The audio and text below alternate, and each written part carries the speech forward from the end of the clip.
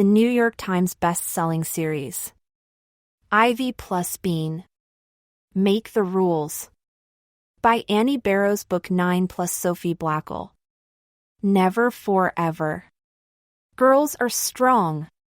Girls are great, sang Nancy, boinging into the kitchen. Girls have the power to create. She stomped her foot and put one arm in the air. At Girl Power Forever. Stop singing that song, said Bean grumpily. She sucked the milk out of her spoon. Then she slurped down the cereal that was left behind. Nancy watched. That's got to be the slowest way to eat cereal in the entire world. I know, said Bean, slurping. That's why I do it. To make it last longer. Well, cut it out, Nancy said. I have to get to camp. Today's the first day. As if Bean didn't know that already. Camp, camp, camp. Nancy had been talking about it for weeks. And there it was, right on her t-shirt, in big letters, Girl Power Forever. For spring break, Nancy was going to Girl Power Forever Camp. Bean was too young for Girl Power Forever Camp. You had to be 11. If you were 7, like some people, the only camp you could go to was Puppet Fun. Bean would never in a million years go to Puppet Fun. Nancy dropped her backpack on the kitchen table and opened one of its many pockets. Nancy's backpack was a fancy zebra-striped kind. There was a tiny troll doll attached to one of its zippers. Bean's backpack was dirty and orange, and she had tried to draw an eagle on the front, but it hadn't turned out right. It looked like a slug with wings. Nancy pulled out her special folding brush and brushed her already brushed hair. Without even looking, she made a ponytail and fixed it with a sparkly scrunchie. Hurry up, she said to Bean. Just eat it. Bean took a long, slow slurp. I don't see why I have to hurry, she said. I'm not going to your old camp. You can go when you're 11, Nancy said. Bean scowled. No way. Camp? Ha. Not for me. She shook her head. I've got too much other stuff to do. Nancy smiled. What kind of stuff? Bean shook her head like she had so much to do that she couldn't even begin to tell about it. Nancy patted her shoulder sympathetically. Finish your cereal. You have to go with Mom to drop me off at camp. Stop feeling sorry for me, snapped Bean. But Nancy had already left the room, her ponytail swishing, on her way to have secret, big kid fun that Bean wasn't allowed to have. Bean pushed out her chair and stood up. I'm not a baby, you know, she yelled. 5 million girls in pink Girl Power Forever shirts were squirming around outside the youth center, waiting for camp to begin. They hugged each other and squealed. They showed each other their cell phones. They sang. They danced. They giggled. They were all bouncy and happy and busy. Bean stood beside her mother. Unbouncy, unhappy, unbusy. She watched as Nancy rushed to her friend, Dee Dee. Once they had hugged and squealed, they gave each other piggyback rides. Then they traded scrunchies and squealed some more. Then someone blew a whistle, and all 5 million girls swarmed into the youth center. Bye, Mom, called Nancy, swinging her backpack over her shoulder. Bye, Beanie. Beanie? Phooey. Bean turned and began to trudge home beside her mother. At least she didn't have to trudge far. The youth center was a big shed on the edge of Monkey Park, just a block and a half from Bean's house. What's that camp about, anyway? Bean asked. Not that she cared. Her mom stopped and rattled around in her purse. I've got a brochure in here somewhere, she said. Oh. Here it is. She pulled out a pink sheet of paper with daisies on it. Bean read, Girl Power. Forever. A week of inspiration and fun for girls. Ages 11 to 14. Crafts. Nature study. Mind/body strength training. Drama. First aid. Dance. Social skills. Plus our role models, great women of history. Hands-on learning in a safe and supportive atmosphere. Snacks provided. Her mom smiled at her. You wish you were going to camp, too, don't you? Bean was getting ding-dang tired of people looking at her sympathetically. No. And she didn't. Not really. I can still get you into puppet fun, her mom said. No. Bean yelled. I've got too much to do. Ivy and I have important plans for this week. Her mother stopped walking and crouched down to look in Bean's eyes. Okay. You're probably too grown up for puppet fun. Anyway. You're getting to be a pretty big kid. Bean nodded. She was. Her mom went on, I think you might be old enough to do something new. You're going to get me a dirt bike? Bean broke in. Her mom laughed. No. I wasn't thinking of a dirt bike. I was thinking that maybe you were big enough to come here to Monkey Park by yourself, if you come with Ivy and if it's okay with Katrine. Katrine was Ivy's mom. Bean sighed inside herself and turned to look at Monkey Park. Its real name was Mrs. Taylor Hopper Ansuch Memorial Park, but everybody called it Monkey Park because it had a fountain with a statue of a smiling monkey in the middle. The monkey was dressed in a shiny blue suit, and he held a big, shiny platter of oranges and grapes. The fountain water spurted out of his hat. Besides the fountain, Monkey Park had one big flat field and one not-so-flat field and a playground filled with babies. There were some trees and some bushes and some flowers. Kids played soccer at Monkey Park. Families had picnics there. Babies crawled up the play structure. Nothing exciting had ever happened in Monkey Park. Going to Monkey Park was the opposite of going to Girl Power Forever Camp. But Bean knew her mother was trying to be nice, so she nodded. Okay. They walked home. As they climbed the front stairs, Bean's mom said, You can always help with the dishes, if you're looking for something to do. Big kids help. Sorry, said Bean. I'm only 7. Unmagic tree house.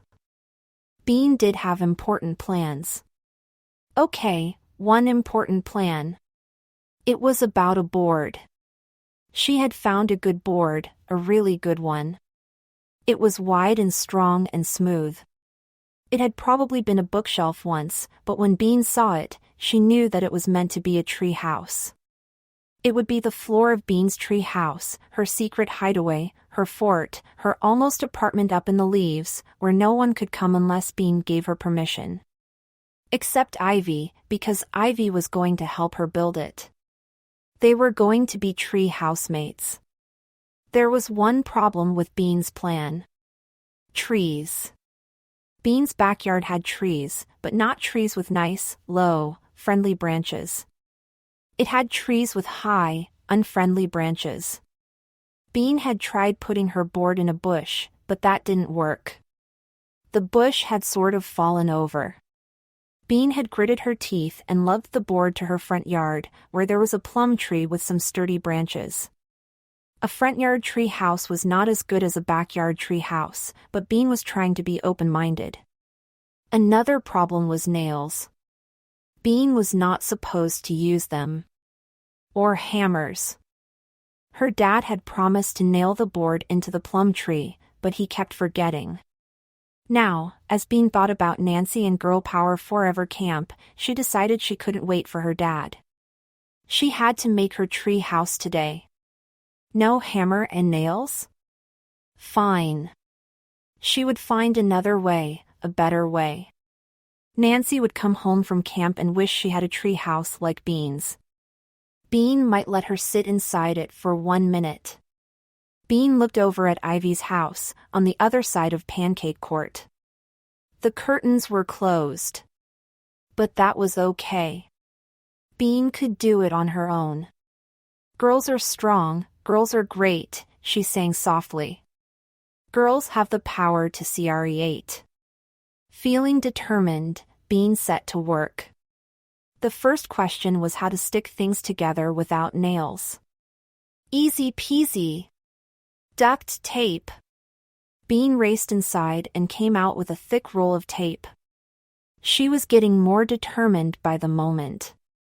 Probably kids would cluster around the bottom of the plum tree, hoping to be allowed in her tree house. She shoved the board up into the tree's branches, looked at it for a second, and then went inside to get a chair. She banged her knee dragging the chair over the lawn, and it wasn't very good for the lawn, but at last she was ready. She stood on the seat, wrapping tape around the board and the branch. Tape, tape, tape. Okay. Done. She got down and moved the chair to the other end of the board. Tape, tape, tape high. Yikes! Bean grabbed the tree to keep from falling off her chair. Did I scare you? Ivy looked pleased. I'm trying to walk without making any sound. Why do you want to do that? Asked Bean. So I can creep up on people and cast spells on them, Ivy said. Ivy was going to be a witch when she grew up, so she needed to know things like that. Oh. Can you hold on to this side while I tape the other end? Ivy stood on the chair beside Bean. Bean taped up a storm. There, she exclaimed. Done. They both got off the chair and stood back to look. The board looked surprisingly small, there among the branches of the plum tree. In fact, it looked puny. It didn't look like a tree house. It looked like a board. With lots of tape on it. Bean's throat got thick and hot. Big kids made tree houses all the time. They didn't have to use tape. They used nails and a hammer. They stood on ladders, not chairs. They pounded nails while telling jokes, and their tree houses were as big as regular houses in secret, not out in front of everyone in their front yards. Big kids built things, made things, cooked things, had things, knew things. And Bean didn't. Because she was just a little kid. Ivy watched Bean's face. We could fix it, she said. She meant the tree house. No, said Bean. I'm sick of this tree house. She kicked the plum tree. What good is a tree house anyway? You just sit in it. It's dumb. Well, said Ivy, you could eat cookies in it. Eating. Eating is boring, said Bean crabbily. I want to do things. Fun things. Like crafts and nature study. Crafts and nature study? Ivy asked. What? From her pocket, Bean pulled out the Girl Power Forever paper and handed it to Ivy. That's what I want to do, she said. I want to do all that. Ivy read the list. Crafts. Nature study. First aid. She looked up at Bean and then back at the paper. Dance, drama, social skills, great women of history. She began to smile. Bean. We can do all this stuff. We don't need to go to camp. We can make our own camp. Camp Flaming Arrow hits the spot. There are certain things a camp has to have. The first thing is counselors. The people who run camps are called counselors. They make all the decisions and they are prepared for anything. Plus, everyone has to do what they say. Counselor Ivy, said Bean. She saluted. Counselor Bean, said Ivy. She saluted, too. Bean put the ring of duct tape on her arm. If you had duct tape, you were prepared for anything. Okay, now let's make some decisions. The first thing we have to decide is the name. Okay, said Ivy. What do you want to call it? Something good, said Bean. Right. Something cool, Bean said. Right. Cool, agreed Ivy. And something kind of tough sounding, Bean went on. Something that will make people wish they went to our camp. Like Camp Flaming Arrow. Flaming arrows were totally cool and tough. Bean had seen them in a movie. They shot through the air and whatever they hit burned to a crisp. Or Camp Neanderthal, said Ivy dreamily. Neanderthals are cool and tough. Bean had never heard of Neanderthals, so Ivy explained that they were long-gone cave people who were maybe short and stumpy, but definitely brave. They clubbed saber-toothed tigers over the head, they were so brave. Bean had to agree, Neanderthals were pretty cool. They were just as cool as flaming arrows. How could they choose between them? Eeny meeny, Ivy suggested. So they eeny-meenied, and when Flaming Arrows won, Ivy didn't even mind very much, because Camp Flaming Arrow was such a great name. Who wouldn't want to be in Camp Flaming Arrow? Another reason Ivy didn't mind very much about eeny-meeny was that she had her own great idea right afterward. It was about the tent. They needed a tent. No tent, no camp. But unfortunately, neither Ivy nor Bean had a tent handy. Where could they get one? For a few minutes, they were stumped. Then Ivy got her great idea. Hey, she said and jumped to her feet. My mom got new curtains. She began to run toward her house. Bean didn't think that was very exciting. But, as she found out when Ivy came back, the new curtains were not the exciting part. The exciting part was the old curtains. Ivy had fished them out of the garbage, for long white pieces of cloth, perfect for tent making. She and Bean laid the cloth out on the grass and duct-taped the tops of the curtains together to make one super-wide piece of white cloth. Ta-da! Now they had a tent. All we have to do is throw it over that branch and Camp Flaming Arrow can begin, said Ivy, pointing to the plum tree. No, said Bean. Camp Flaming Arrow isn't here. Ivy looked confused. Then where is it? Monkey Park, said Bean firmly. Real camps are at Monkey Park. Bean's mom said okay. In her backpack, Bean placed a safety pin, a Santa hat with a beard attached to it, and a wolf mask left over from Halloween. She carried a big sign that said Camp Flaming Arrow in her hands, so it wouldn't get crumpled. Presto! She was ready for camp. Ivy's mom said okay. Ivy got the tent into her backpack, but there wasn't much room for anything else. She slipped in a few band-aids. Better safe than sorry, just like teachers always said. At the last minute, she jammed in her magnifying glass as well. She was ready for camp. Bye, they screeched to their mothers.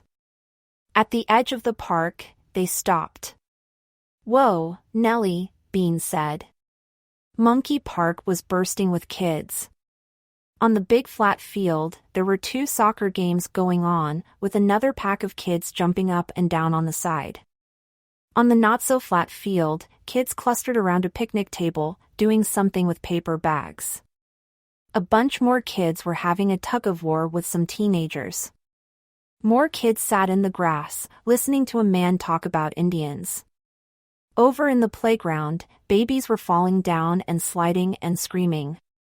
Nobody paid any attention as Bean and Ivy walked over to the side of the park where the trees were. They flung the 2 curtain-wide cloth over a tree branch and carefully spread out the edges that touched the ground. They went inside. They came back outside and put rocks on the edges to make them stay.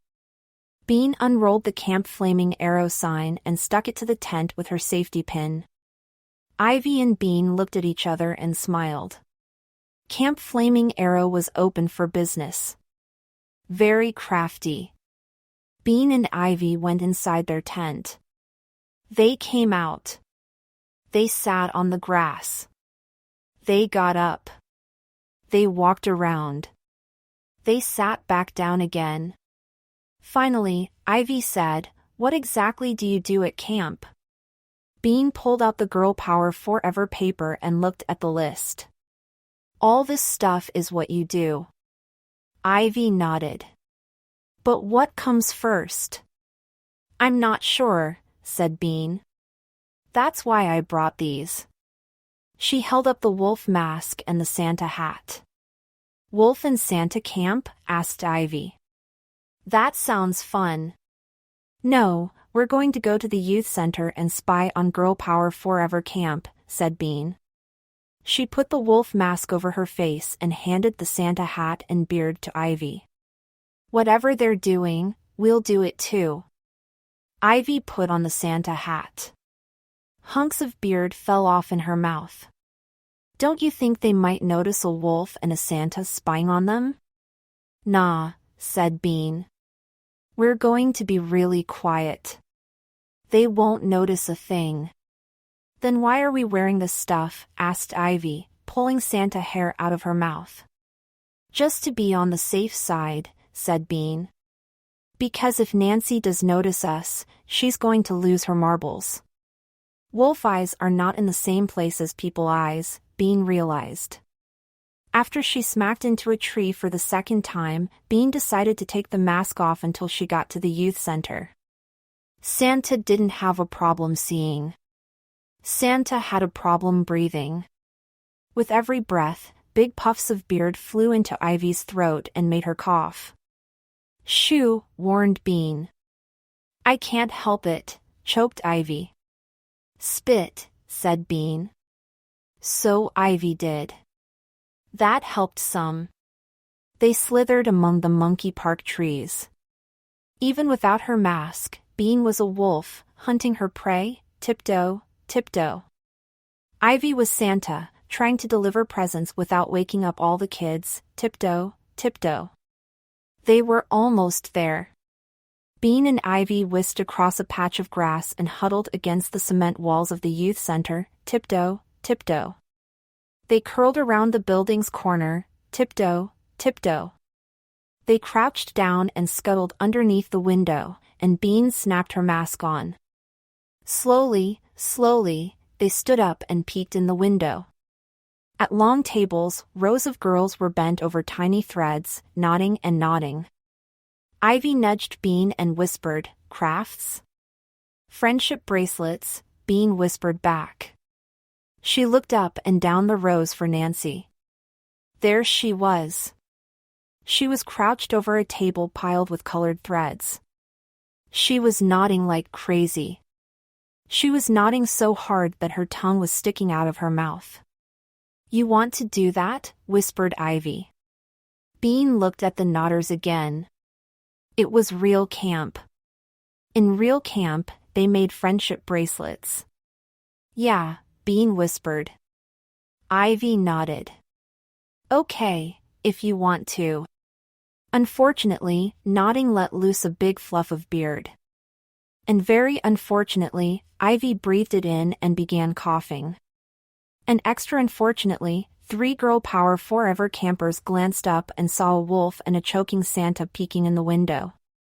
And then, really quite unfortunately, they screamed, "OMG! OMG!" What was that? And Nancy looked up. But fortunately, Ivy and Bean were long gone by that time. By that time, they were racing wildly through the trees, zip zip zip, tearing off the wolf mask and the Santa hat and beard. They reached Camp Flaming Arrow and flung themselves into their tent. Then they lay there, gasping. "Time for crafts." Bean wheezed. Since Ivy was still choking on Santa Fuzz, Bean ran to her house to get string. She came back to Camp Flaming Arrow a few minutes later holding 12 neat coils of colored string. "Where'd you get those?" asked Ivy. Bean said, "One of the best things about Nancy being in camp is that she isn't in her room." "Won't she mind?" "Nah," said Bean. "She has tons of it. She won't even notice." "Didn't you just say that about the mask and the Santa?" asked Ivy. She looked at the strings. "How do you make a friendship bracelet, anyway?" Bean felt like a real counselor. "The first thing you do is pick your colors," she said. They picked their colors. The 12 neat coils of string turned into a brightly colored mound of string. "Next, you put all 6 of your strings together and tie a knot," said Bean. She was pretty sure that was what you did, anyway. She looked at Ivy's knot. "Very good," she said. "Now, you make more knots, 1 in each string."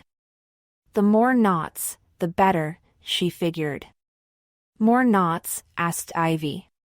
Making knots took a lot of concentration. That's what friendship bracelets are all about. "Knots," said Bean briskly. She started knotting her own strings. Knot, knot, knot. Knot. Wait. She had tied one string to another. "Bummer.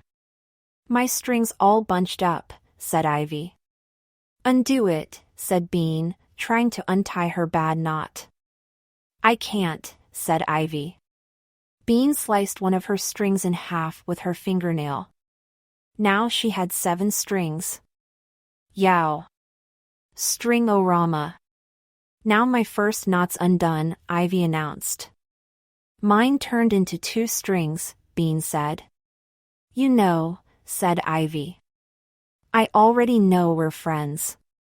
It's not like I need a bracelet to figure it out."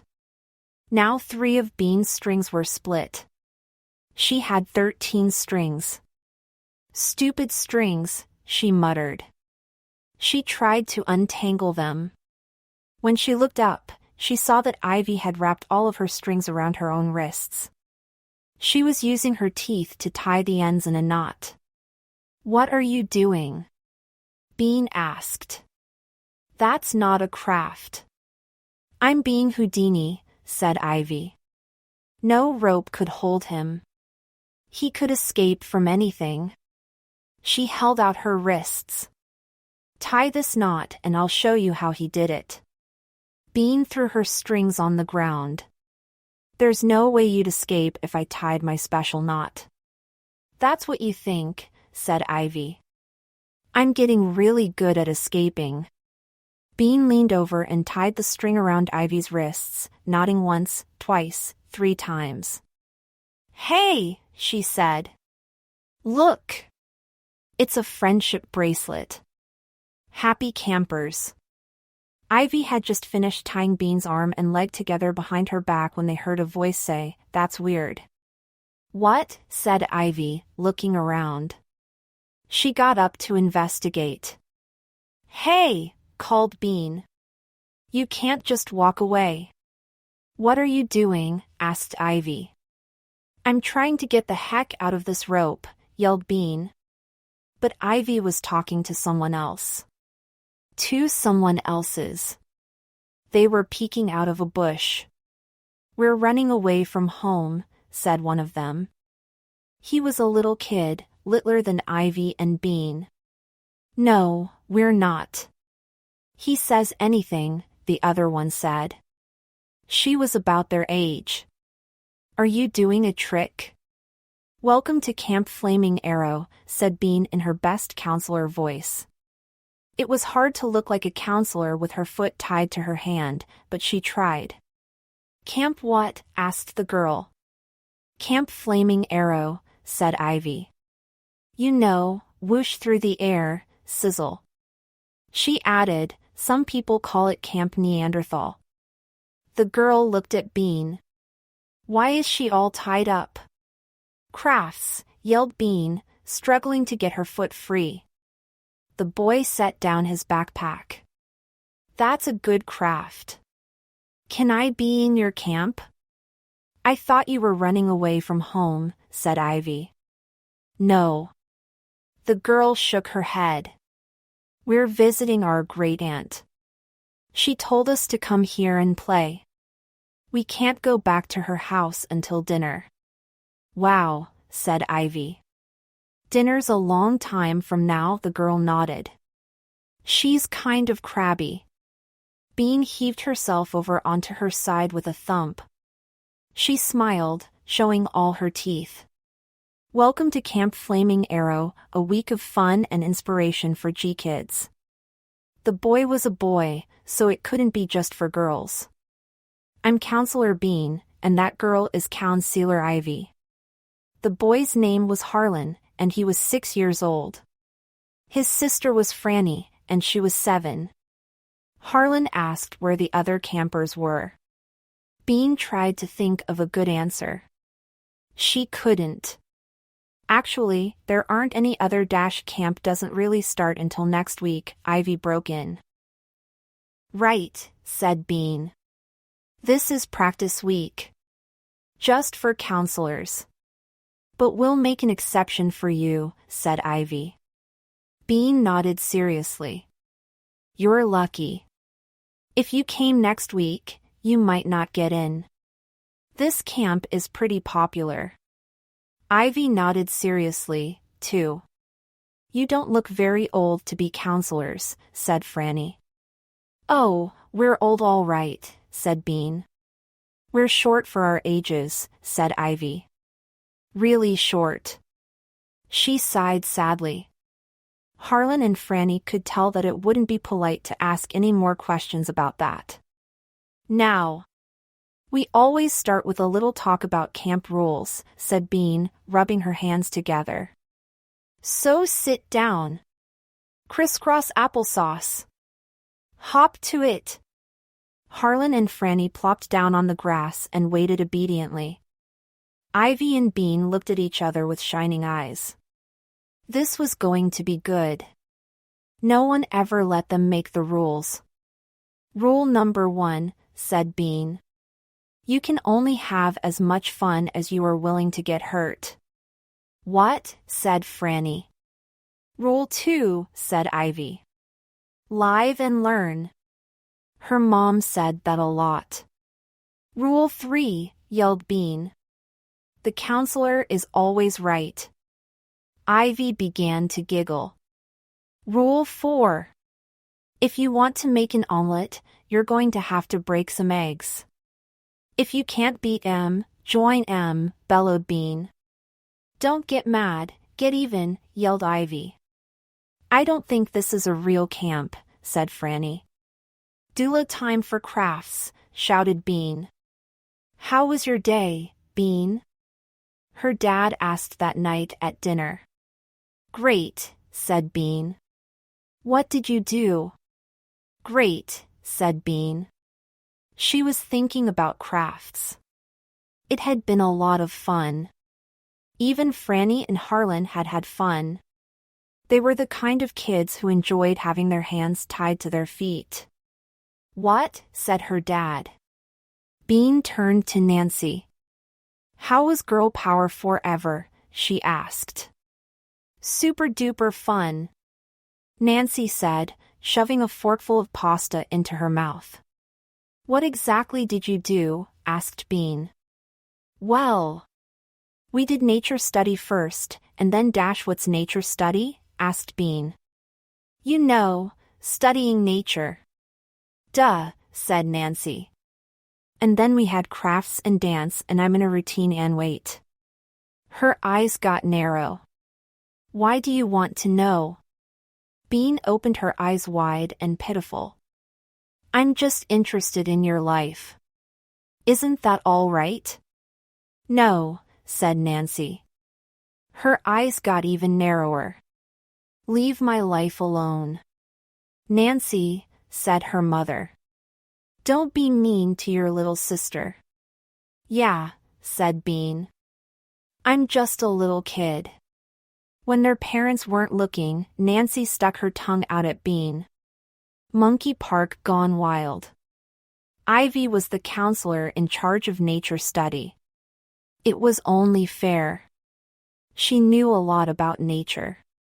She knew about bugs and dinosaurs and tornadoes. But what the heck was nature study? Ivy wasn't sure. So the next morning, she brought every nature-y thing she could think of to Camp Flaming Arrow. "Please be seated," said Ivy to Harlan and Franny. They sat. "These are our nature study materials. Our kit." That was good. A kit sounded like something a counselor would have. "This is a magnifying glass." She held it up. "We know," said Franny. "Shoo," said Bean. Ivy held up a pair of goggles. "These are goggles. They protect your eyes during explosions." "Explosions?" said Harlan. Ivy held up binoculars.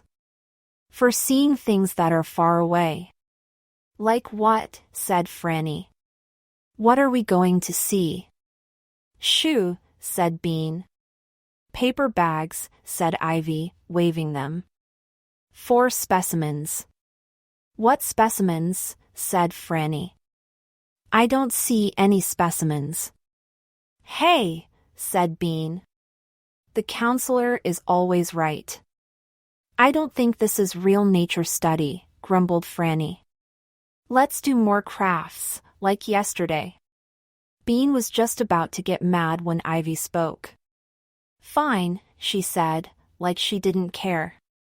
"If you want to go off by yourself and do crafts, that's okay. But you'll be missing a very special event. A very unusual event." She smiled. "Today's nature study is," she paused dramatically, "the Komodo dragon." "A dragon?" squeaked Harlan. "Komodo dragons are lizards," Ivy explained. "They're longer than 2 grown-ups put together. Their spit is red and poisonous. And guess what? They don't ever poop." "What do they look like?" asked Harlan. "How can they not poop?" "They look like giant brown lizards," answered Ivy. "They can't chew. They don't have any taste buds." She didn't know how they could not poop, so she didn't answer that question. "Do they live here?" asked Harlan, looking around. "How can they not poop?" "They eat goats whole," said Ivy. "And they live here, in Monkey Park?" asked Franny. She didn't sound like she believed it. Ivy looked at Bean. "Komodo dragons are very, very rare in Monkey Park," she said. "But we might get lucky today." This was true. There might be a Komodo dragon that had escaped from the zoo. It's just possible. In fact, I think I'd better go get my Komodo catcher, just in case. "Really?" said Harlan. He bounced a little. "We're going to catch one?" "Maybe," said Ivy. "I'll be right back." While Ivy ran to her house, Bean gave the campers a pep talk. At least, it started out as a pep talk. "Nature study is one of the most important parts of camp," she said. "But it's also the most dangerous." She squinted her eyes like a cowboy. "We've lost a few campers in nature study." "Lost?" asked Harlan. "Where?" Bean shook her head slowly. She was feeling more like a cowboy every minute. "Monkey Park," she drawled. "It's wild land." Harlan looked worried. "Maybe we should skip nature study." "It ain't camp without nature study," said Bean. She wanted to spit, but usually it dribbled down her front, so she didn't. "Don't fret, little fella. We're going in prepared." "You sound like a cowboy," said Franny. "Well, ma'am," began Bean, but just then Ivy came running back with a butterfly net in her hand. "That's a butterfly net," said Franny. "It's a Komodo catcher," said Ivy. Bean picked up a thick stick. And this here is a Komodo whopper. Harlan put on the goggles. What if they eat us? He asked. Oh, Harlan, said Franny. It's just made up. There aren't any Komodo dragons. Don't be so sure, Missy, said Bean, rubbing the part of her face where a beard would be. Let's move out, nice and slow. Ivy led them through the little woods.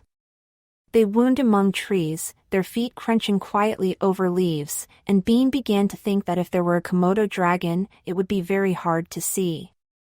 It might creep up on them with its red and poisonous spit. Halt! Ivy whisper shouted. Bean and Harlan and Franny halted. Ivy bent down and scrabbled in the dirt. Look! She pointed. Footprints! Bean leaned in and saw a big, five-toed footprint. Komodo? She asked. Ivy nodded wisely. Be very quiet, she whispered. Hardly breathing, they walked on. Step, step, step. Hark! Ivy whispered. Was that the call of the Komodo dragon? Hoo-oh! Bean said out of the side of her mouth. That's you, said Franny. No. That was the yellow-bellied sapsucker, said Ivy. Suddenly, she bent and scrabbled in the dirt again. Look, she cried. A specimen. She held up a muddy lump. The Komodo has been here. Harlan lifted up his goggles to get a good look. What is that thing? This? This is the remains of the Komodo's breakfast. Ivy peered at it carefully. I believe it was a goat. A goat? Harlan said. That was a goat? Oh, Harlan, Franny said. It wasn't a goat. She's just making it up. Ivy turned a little bit red. I am not making it up. Yes, you are, said Franny. I said I believed it was a goat. And I do. Bean could see that Ivy was getting mad. Bean knew from experience that when Ivy got mad, she got stubborn. She could see that Franny was stubborn, too.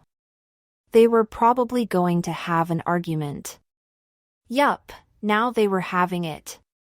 You don't know anything about Komodo dragons, Ivy was saying. Bored, Bean sat down and looked over at the field. The soccer teams were there again. It wasn't a game, with moms and dads watching. It was a bunch of kids kicking a ball around while a teenager yelled at them. Soccer camp, Bean guessed. Hey, one of the kids was Leo, who went to school with Ivy and Bean. He was mostly their friend, even though he called them wackos sometimes. As Bean watched, the teenager stopped yelling and walked away, talking on his cell phone. As soon as his back was turned, the soccer kids went bonkers, kicking balls this way and that. Goal! Goal! Goal! They screamed, racing around the field. Leo was one of the fastest, zigzagging and screeching and waving his arms wildly. Wildly. Bean started to laugh. Hey! She poked Ivy with her stick. Check it out! An escaped Komodo dragon. She pointed at Leo. What? Said Franny. Ivy turned and saw. She giggled. Wow. A whole herd of them. Get the big one, yelled Bean. She jumped up and began to run, waving her whopper. Ivy followed with her butterfly net. Komodo hunt! Bean screamed to Franny and Harlan, and they took off behind her. Leo was so busy zipping around that he didn't notice Bean until she was right next to him. Hey, he said. Bean! What are you doing? Get him, she yelled to Ivy. Ivy almost got the net over Leo's head, but he dodged away. Head him off at the pass, cried Bean to Harlan and Franny. Leo didn't bother asking any more questions after that. He just ran. Waggling the whopper over her head, Bean charged after him. Circle around! Circle around! She shrieked. Leo looked over his shoulder and headed for the trees. Ivy and Franny and Harlan tore after him. He swung around and headed in the other direction, but there was Bean and her whopper. Leo turned again and ran smack into Ivy. Got him! Ivy yelled, which wasn't exactly true, since she and Leo were both on the ground. Bag him, hollered Bean, and Ivy dropped the net over Leo's head. Good work, panted Bean, galloping up with Harlan and Franny. Leo was panting, too. What are pant dash you guys doing? Bean poked Leo with her whopper. I'll be gall-blamed. It's a talking Komodo. Very rare, gasped Ivy. Leo looked at them. What are you guys talking about? You're a Komodo dragon, Harlan said. A small one, said Bean. A runt, giggled Ivy. I am not, said Leo. Come on. What is this? It's a camp, said Ivy. We're the counselors, explained Bean. This is nature study, said Franny. A Komodo dragon hunt, said Ivy. And you're the Komodo dragon, Harlan told him. Leo took the net off his head. You guys are wackos, you know that? Bean stood up. Come on, little campers, let's move out. Wait! Leo said. He rolled over on his stomach. You want to hunt a real Komodo dragon? Try catching that kid over there. He pointed at a kid who was whizzing by with a soccer ball. Hey! Juanito! You're a Komodo! Leo yelled. The kid stopped whizzing. What? Get him! That night, Nancy talked about her routine. A lot. But what is it? Bean asked. You know. A dance. To a song. Like a music video, said Nancy. Hello? I'm not allowed to watch music videos, said Bean. Nancy rolled her eyes. Okay, she said. I'll show you. She hopped up from her chair and twirled around. And then we go like this. She walked sideways, to the right, to the left. Then, watch this. She swung her hands up in the air and looked at them. That's the best part, she said. Bean wondered how that could be the best part. Is that it? She asked. Yeah, said Nancy. It was the most boring dance Bean had ever seen, but she didn't say that. Great, she said. That was really great. Thanks, said Nancy. Isn't the arm part good? Yeah, said Bean, trying to sound enthusiastic. Really good arm part. So did you do anything else in camp today, anything besides the routine? First we had to decide what to wear for the routine. Bean stopped listening. Dance. She could do a dance, and her dance wouldn't be boring. Her dance would be good. She had everything she needed for a good dance, right in her basement. There were many interesting things in Bean's basement, and one of them was a metal washtub. Bean's mom had bobbed for apples in it when she was a kid. It was big, but it wasn't so big that Bean couldn't carry it. And that was good, because the next morning, she carried it all the way to Monkey Park. Harlan and Franny were already there. What's that? Harlan yelled. Bean plumped down the tub. What are you doing here this early? Aunt Eartha kicked us out, said Harlan. Harlan told her about Komodo dragons, and she got all mad, said Franny.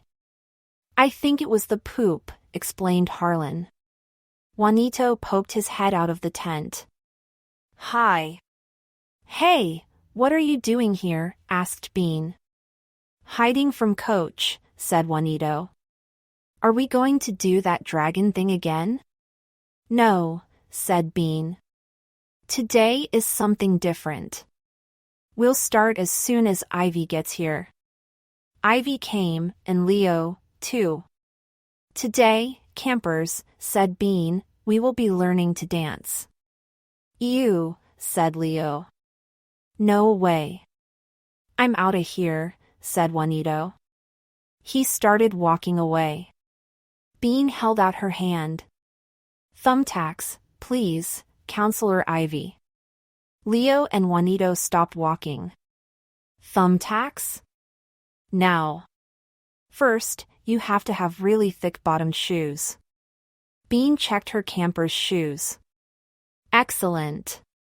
Second, you stick 6 thumbtacks in the bottom of each shoe.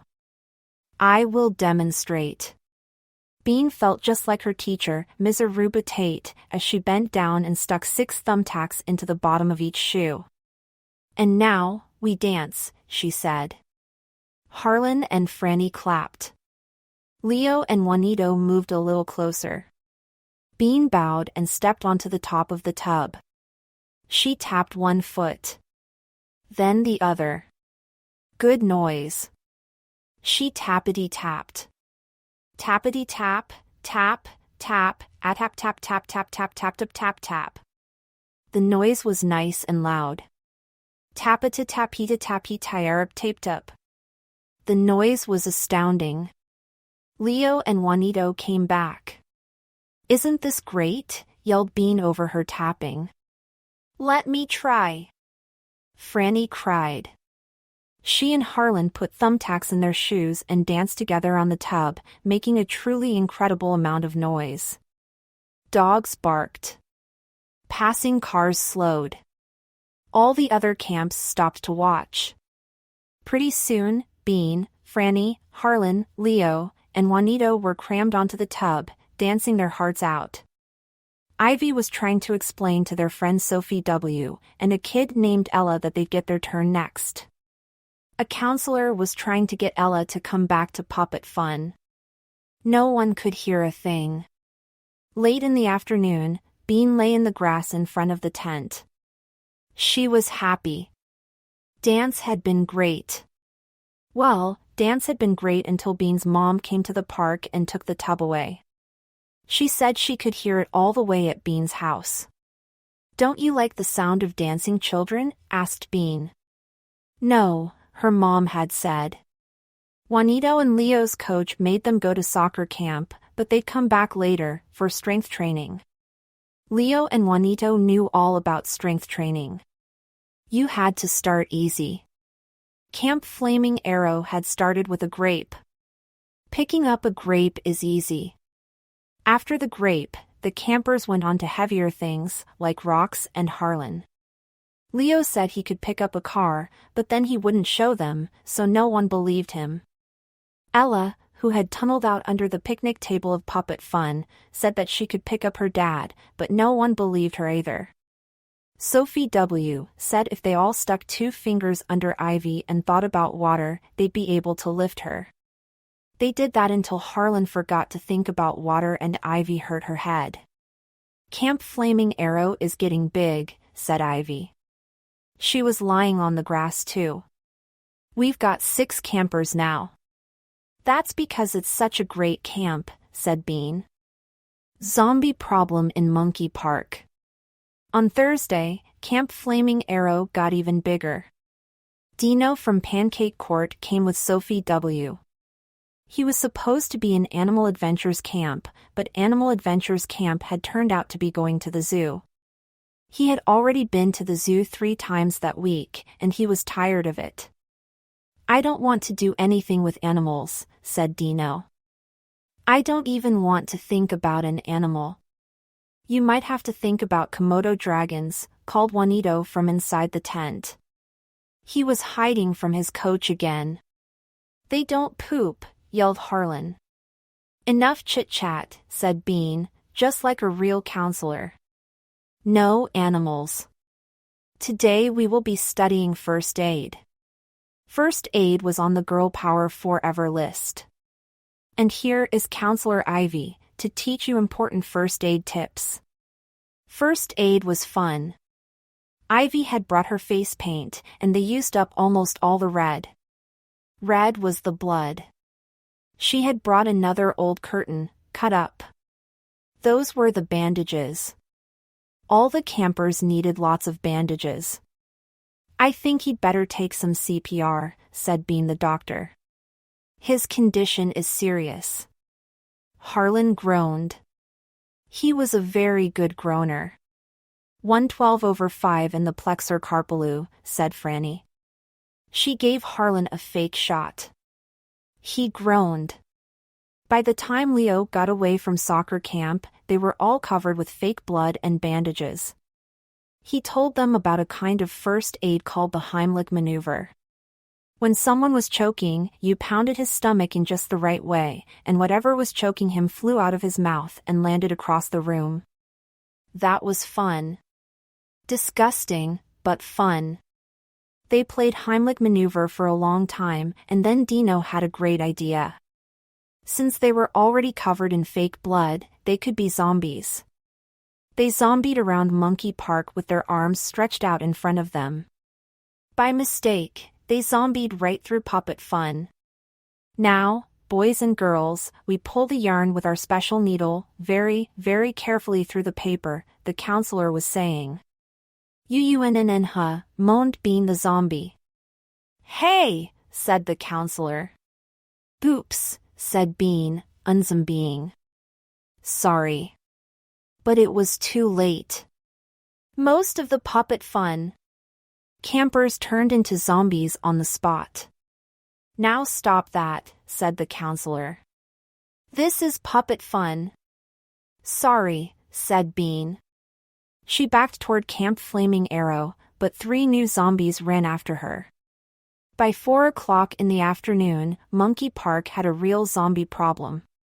"We haven't done Great Women of History," whispered Bean into the phone that night. She was reading the Girl Power Forever paper.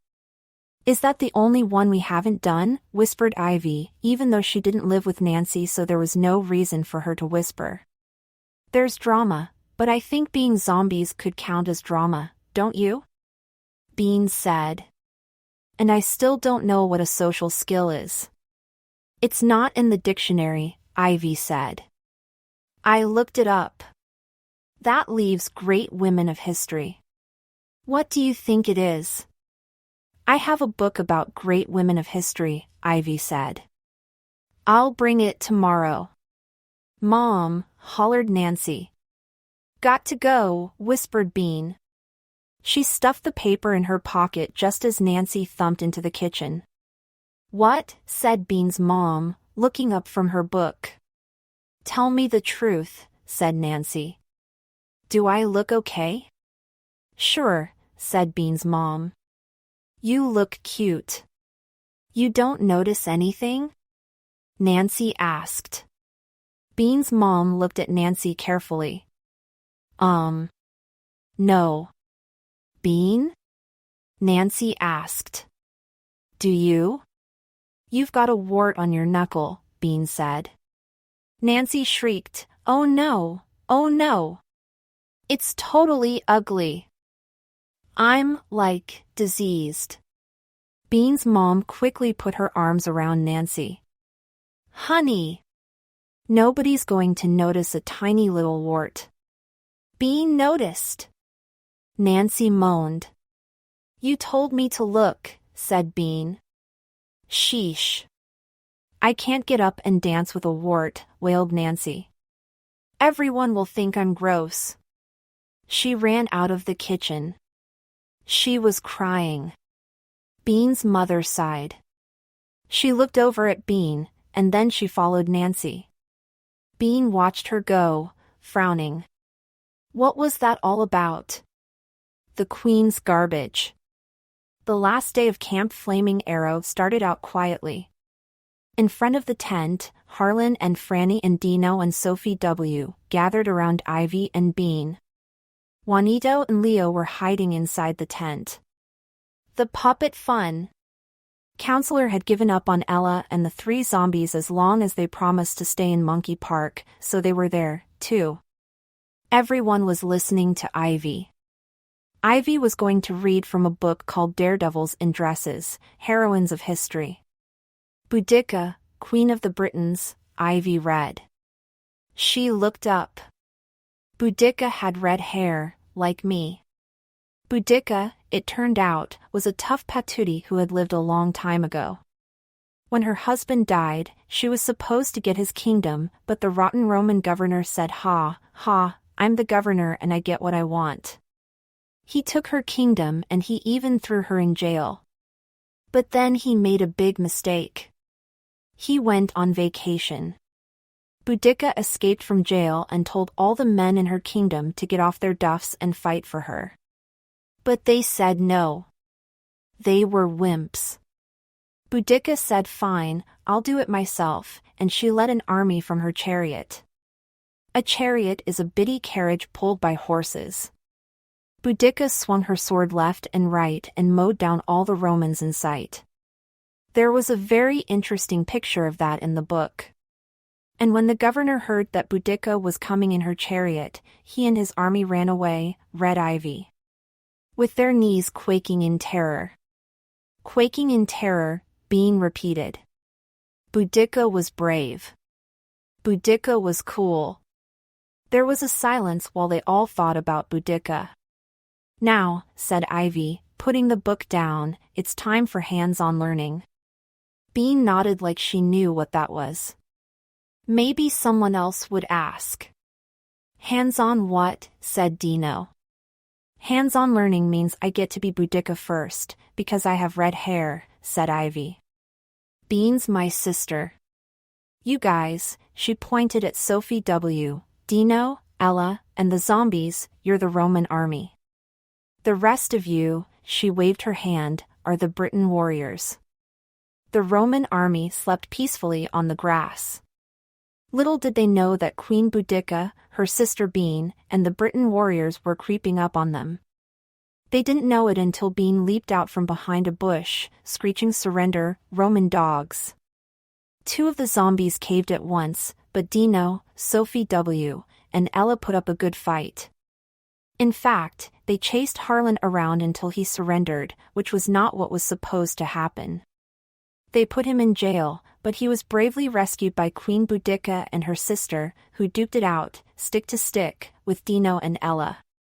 Juanito double-crossed the queen by switching sides halfway through, but then Leo caught him and put him in chains, which was okay because the chains were really jackets. The two zombies decided they wanted to be Briton warriors instead of Roman soldiers. Bean couldn't remember if Franny was on her side or not. Time out, she shouted. Everyone stopped. This is too confusing. Let's all be Briton warriors, she said. But who's going to be the Roman army? Asked Dino. Bean looked at the Monkey Park lawn. Garbage. The Roman army is going to be garbage. Garbage made a good army. It was good because there was plenty of garbage in Monkey Park. It was also good because they could poke holes in garbage and they couldn't poke holes in each other. When the wind began to blow the garbage around, it got even better. Those rotten Romans were trying to escape. Bean chased a coffee cup Roman between the bushes, trying to spear it with her sword.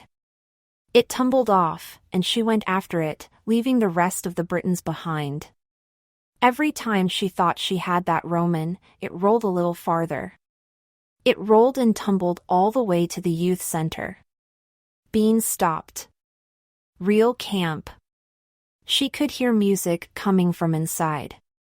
Bean circled past the window where she and Ivy had watched the girl power forever craft time and came to a door.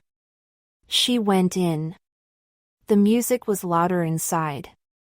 It was so loud that nobody even looked her way. Bean stood at the back of the youth center and watched some girls walk to the right. Then they walked to the left. Then they swung their hands up in the air and looked at them. All the girls were dressed in black, so it was hard to tell one from the other. Bean squinted. Oh. There was Nancy. Her head was tilted up. She was looking at her hand. She wasn't smiling. She was counting. Bean could see her lips moving. 1, 2, 3, 4, 1, 2, 3, 4. All the girls were counting. In a line, they moved forward and twirled, and then moved back. Bean looked at the girls in the audience. They were all sitting quietly in rows. This was real camp. It looked terrible. There was a big wail, and the music ended. The routine dancers stopped moving and stood in a line. The girls in rows began to clap nicely. Bean stuffed her stick under her arm and began to clap. Y-A-Y-Y. Way to go, Nancy, she hollered. Y-A-Y-Y. Oops. Everyone was turning around to look at her. Even the dancers were looking at her. Nancy was looking at her. Bean stopped yelling. There was a long silence. Yikes. How embarrassing. Bye. Bean called and zipped out the door before Nancy could begin freaking out. Outside, Bean ran. That felt good. She ran back to the middle of Monkey Park, where no one was sitting still. Boudica's army had grown. Kids were running around, chasing garbage and yelling, "Surrender, Roman dog." Bean found Queen Boudica running after a brown paper bag that bounced and blew over the grass. "Hail, sister," cried Ivy. "To arms," yelled Bean. They chased the brown paper bag Roman all the way to Monkey Fountain, where hooray, it blew right into the water. Queen Boudica held up her sword and yelled, "Onward, warriors." So they both took off their shoes and charged into the fountain. They chased that brown paper Roman around and around the monkey, sploshing and splashing. Pretty soon half of the Britain warriors were in the fountain too. A bunch of tiny kids standing beside the fountain got confused and threw more garbage into the water, but Boudica's army fought bravely on. "Surrender," hollered Ivy, spearing the last candy wrapper with her stick. "Long live the queen," yelled Franny. "Yah! Yah!" squalled the tiny kids. Their squalling made all their moms look up, and once those moms looked up, they started losing their minds. Something about sticks poking eyes. In no time at all, Boudica's warriors were kicked out of the fountain. "I guess we'd better quit," said Bean, squeezing out her shirt. Ivy nodded, dumping the last of the Romans into the garbage can. "This was the best day yet," said Leo. Forever after. Camp Flaming Arrow was over. Harlan and Franny had been the last to go. Their dad was coming to pick them up the next day. "I'm going to ask him if we can come next year," Harlan said. "But this isn't a real camp," Franny said. "Is it?" Bean tried to look mysterious. "Time will tell." After they had said goodbye, Bean turned to the tent. "I guess we'd better take this thing down now." "Guess so," said Ivy. She pulled on and Nancy was lying inside. Bean stared. "What the heck are you doing?" "You spied on me, so I spied on you," said Nancy. "I wasn't spying on you," Bean said. "I was just sort of watching." "Did you like our routine?" asked Nancy. "It was great," lied Bean. "It looked super fun." Nancy sighed. "Actually, it was kind of boring." "Yeah," agreed Bean. Nancy sighed again. "I thought it was going to be fun. But then it was just the same thing over and over," she said. Couldn't you quit? Asked Ivy. I would have quit. Nope, said Nancy. Once you started, you had to finish. That was the rule. That's a terrible rule, said Bean. Our camp didn't have rules like that, said Ivy. Nancy smiled. You guys had a pretend camp? It wasn't pretend, Ivy said. Whatever, said Nancy. She looked at Ivy's dress. How'd you get all wet? I was Boudica, Queen of the Britons, said Ivy proudly. A great woman of history. You had great women of history? Said Nancy, surprised. So did we. We fell in Monkey Fountain, Bean said. Boudica's whole army fell in. We just had a slideshow, said Nancy. Slideshows and rules, said Bean. Sounds like school. It was kind of like school, said Nancy. Do this, do that. Yuck, said Ivy. Nancy looked between Ivy and Bean. Was it just the two of you in your camp? No. There were lots of kids here, said Ivy. We were the counselors. We sort of followed this, said Bean, taking out the Girl Power Forever brochure. We were trying to be like Girl Power Forever. Nancy sneered. I don't think so. We did all the same stuff, said Bean. We did crafts and nature study and first aid. What crafts did you do? Asked Nancy. Friendship bracelets, Bean said. That's how we started, anyway. But we ended up learning how to escape from ropes, Ivy went on. Like Houdini. Nancy burst out laughing. You goons. We're not goons, said Bean. It was fun. You want us to show you? Asked Ivy. We can show you how to do it. At first Nancy said no, but then, after a minute, she said, okay. Show me. Together Ivy and Bean tied Nancy up tight, and then they told her how to get free. Nancy grunted and wiggled and laughed at them, but she was having fun, Bean could tell. After that, they showed her the Heimlich maneuver. They described the Komodo dragon. They did strength training and how to be a zombie. Finally, it was time to go home for dinner. Ivy folded the tent and Bean took the sign. Camp Flaming Arrow, Nancy read aloud. Pretty good. You guys could make a real camp. All you'd have to do is send out a brochure and make some t-shirts and stuff. I bet you'd get lots of kids signing up. Ivy and Bean looked at each other. Brochures? T-shirts? Sign-ups? They shook their heads. Nah, they said together. The end. Ivy plus Bean Book 10. Sneak preview of Book 10. Ivy plus Bean. Take the case. Bean wasn't allowed to watch television. Or music videos. Bean's mom said she could watch 2 movies a week, but they had to be movies where everyone was good. There couldn't be any bad words. There couldn't be any mean people. There couldn't be anyone smoking a cigarette or wearing tiny clothes. There were only about 10 movies that followed all these rules. Luckily, Bean liked all 10 of them. She watched them over and over.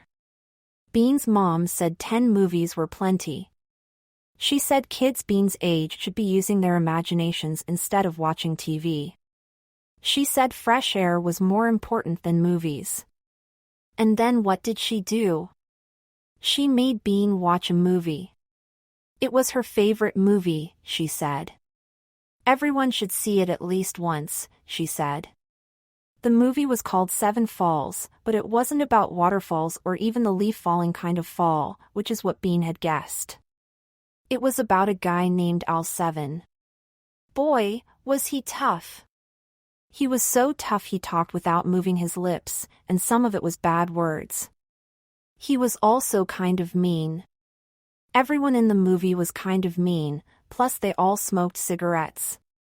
They didn't wear tiny clothes, but that was the only rule they didn't break. I can't believe you're letting me watch this, said Bean. Seven Falls is a classic, said Bean's mom. It's one of the greatest movies ever made. Don't be a stooge, said Al Seven to another movie guy. That was pretty mean, but Bean pretended not to notice, because this was one of the greatest movies ever made. Al Seven was also in black and white, but Bean knew she was supposed to imagine he was in color. What is it about dames? Asked Al Seven, walking slowly down a rainy street. They break your heart, I guess, he answered himself. That was the end. Bean's mom let out a big, happy sigh. Wasn't that amazing? Did you get it? Get what? Bean wasn't sure, but she nodded. I'm going to be just like Al Seven when I grow up. Her mother raised one eyebrow. You'd better not be. But then again, why wait, thought Bean. She could start being like Al Seven now. She slumped over and put her feet on the coffee table. Would I say we watch it again, pal? She said. Her mom raised both eyebrows. What I say is don't call me pal and take your feet off the table. That hadn't worked. Bean took her feet off the table. Dames, she said sadly. They break your heart. Her mom's eyebrows were almost inside her hair. Oh dear, she said. It took Bean a long time to go to sleep that night. She couldn't stop thinking about Al Seven and his black and white world. It didn't seem like the real world, the world on Pancake Court that Bean lived in. People in Al Seven's world were tough, and they didn't laugh very much. They didn't do normal stuff like go to school and the grocery store. They walked down alleys and wore hats. But the most unnormal thing about Al Seven's world was the mysteries. There were mysteries all over the place. Bean untwisted her pajamas and thought about that. A mystery was a question you couldn't find the answer to. In Al Seven's world, the mysteries were things like who took Hester's jewels? Or where was Sammy La Barba on the night of May 12th? Bean didn't have any jewels and she sure as heck didn't know anyone named Sammy La Barba, but there were plenty of questions that she didn't have answers to. Millions of them. For instance, who thought of money? Not even grown-ups knew the answer to that question. But Bean had other questions, too, like what's inside the cement thing in the front yard? What's behind the Ting's fence, and why do they lock it up? And what's the matter with the mailman? When she asked these questions, her parents usually said something like it's none of your business. That meant that there was an answer, but they didn't want her to know it. Bean smiled toughly at her dark ceiling. They didn't want her to know things. Just like Sammy La Barba didn't want Al Seven to know where he was on the night of May 12th. But Al Seven had figured it out, because he was a private investigator. Private investigators got to the bottom of mysteries. They solved them. They snuck around. They spied. They asked the hard questions. They sat in their cars and rubbed their faces until they came up with the answers. Then they walked down alleys in the rain. That's what Bean was going to do. First thing tomorrow morning. None of your business, she muttered. Ha!